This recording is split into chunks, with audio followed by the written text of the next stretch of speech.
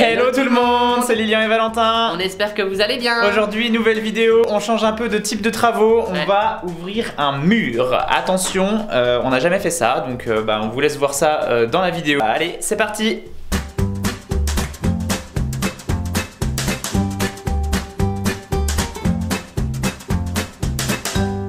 On commence par l'étape la plus importante, c'est les mesures. Mesurer exactement comment doit se faire l'ouverture de la porte. Dans l'idée, on mettra une porte coulissante ensuite, donc on veut faire une largeur d'à peu près 93 pour mettre une porte qui est assez large vu que derrière il n'y aura pas beaucoup de place. Et chose qu'on a oublié de vous dire, c'est qu'on a la chance qu'ici ce soit pas un mur porteur, c'est juste des parpaings. On a vérifié dans le grenier, il n'y a rien qui repose dessus. Donc du coup on va pouvoir ouvrir tranquillement, on peut faire à peu près ce qu'on veut, mais du coup il faut qu'on prenne bien nos mesures.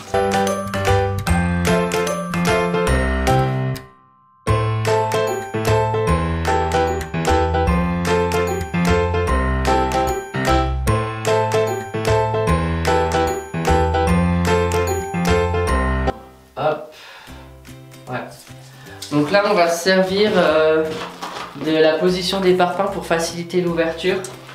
Comme ici on a des jonctions de parpaings, enfin des parpaings qui s'arrêtent ici, des parpaings qui s'arrêtent là. Ça sera plus facile et en plus ça correspond à une ouverture de porte de 83 cm avec une largeur avec des bandes de chaque côté pour avoir une marge. On est bon. C'est pas stable ici hein. Il est temps qu'on ait une chape. On en a racheté un nouveau. Celui-là, il a plein de nouvelles fonctions. On peut même ouvrir des bouteilles de bière avec.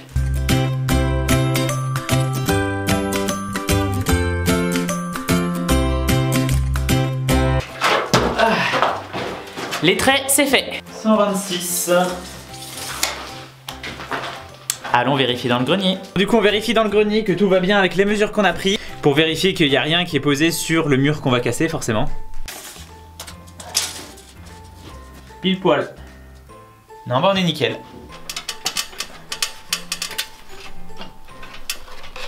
Deuxième étape pour ouvrir notre mur, ça va être de faire des trous le long des traits qu'on a tirés pour pouvoir reporter les mêmes mesures de l'autre côté. Comme la lame de la meuleuse va pas traverser le mur, du coup il faut qu'on puisse faire en deux fois et donc il faut qu'on sache exactement où est-ce qu'on fait la découpe. Ensuite à la mésaventure de la dernière fois avec la meuleuse, je suis allé racheter des gants.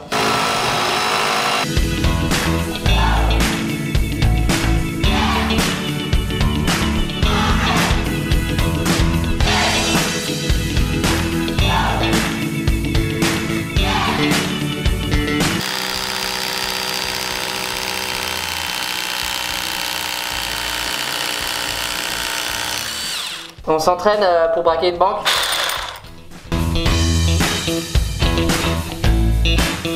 Du coup on a nos petits trous de l'autre côté dans la salle de bain.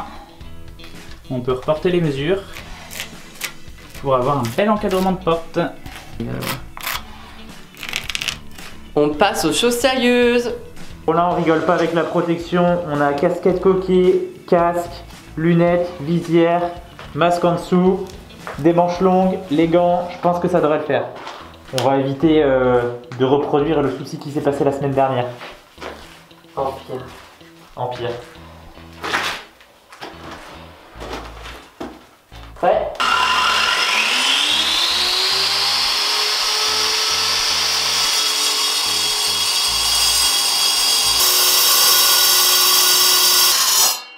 Oh. Attends, faut faire gaffe hein.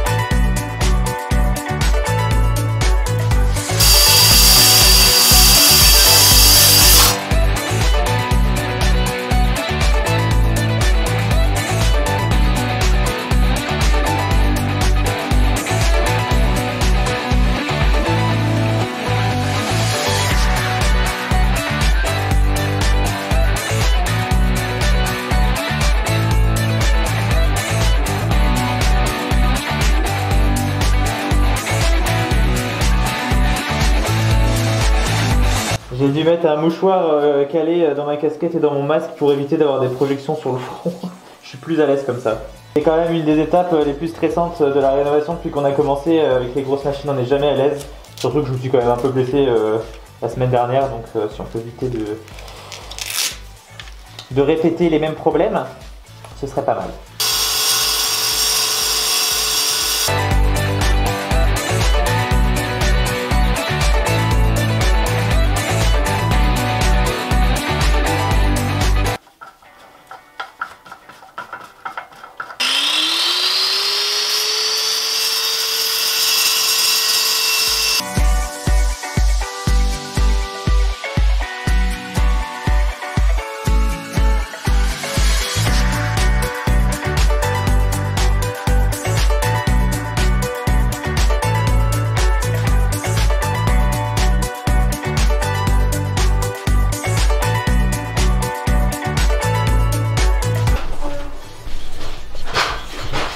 Bon, autant vous dire qu'on mange un peu de poussière quand même, hein.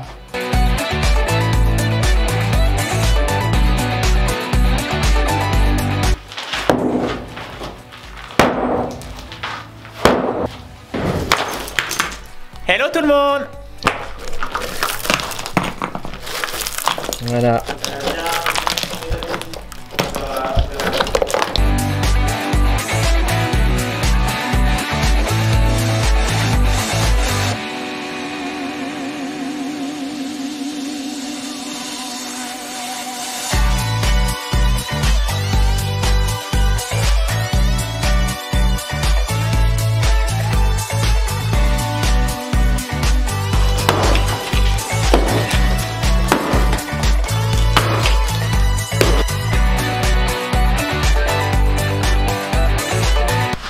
Et voilà, on a une belle ouverture entre les deux pièces.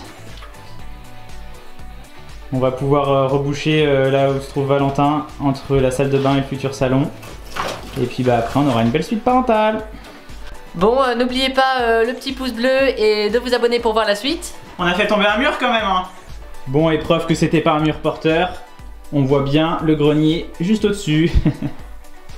À chaque fois on se dit bon ça y est on arrête de faire des gravats et puis bah à chaque fois on refait des tours à la déchetterie. Allez, c'est parti! Le pire, c'est que là, on n'emmène même pas les gravats qu'on vient de faire à la déchetterie, mais ceux qu'on a fait la semaine dernière. C'est interminable cette histoire de gravats.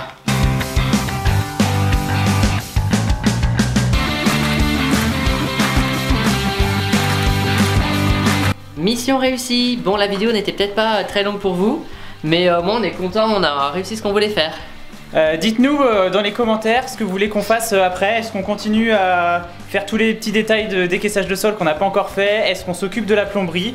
On a envie de vous laisser décider ce qu'on fait la prochaine fois. Donc n'hésitez pas à écrire dans les commentaires ce que vous avez envie qu'on fasse comme prochaine étape. N'oubliez pas aussi que si nous on en est capable, vous en êtes capable aussi. Et on se dit à très vite!